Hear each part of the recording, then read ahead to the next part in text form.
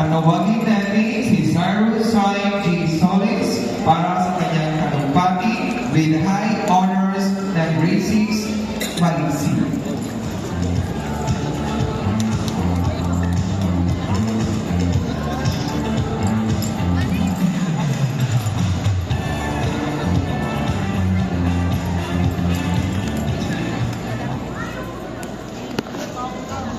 Our school administrators, honorable principal, esteemed teachers, distinguished guests, respected parents, and to my fellow graduates, a wonderful and blessed morning to everyone. My name is Darusai G. Solis. It is with great joy and gratitude that I stand before you today as we celebrate this significant milestone in our lives. This is not just a farewell, but a moment of reflection, appreciation, and hope for the future. Wow! We finally made it! Today is a day to celebrate all the hard works, fun moments, and friendships we've built over the years. It feels like just yesterday we walked into school for the first time, unsure of what to expect. But look at us now! We have grown, learned, and are ready for the next big step. Elementary school has taught us more than just subjects. We've learned how to be kind, to help each other, and to never give up even when things get tough. Today is a day we will always remember. After years of learning, growing, and making memories, we are here to celebrate the end of our elementary school journey. It hasn't always been easy because there were tests, homework, and challenges along the way. But we made it through with determination, teamwork, and a lot of fun.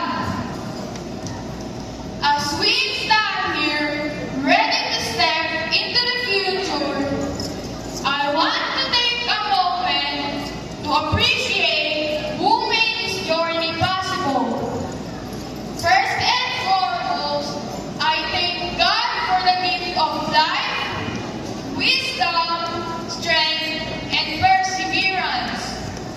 It is by His grace that we have come this far, overcoming challenges, embracing opportunities, and growing into the individuals we are today. Through every test, every sleepless night, and every moment of doubt, His guidance has been our anchor. St. Matthew Academy of Cavite has been more than just a school. It has been our second home, a place where we discovered our strengths, overcame our challenges, and built lifelong friendships. Here, we were not only taught subjects, but also values, discipline, perseverance, and kindness. The lessons we have learned within these walls will guide us far beyond the classroom. Thank you very much. To our teachers, who have been more than just educators.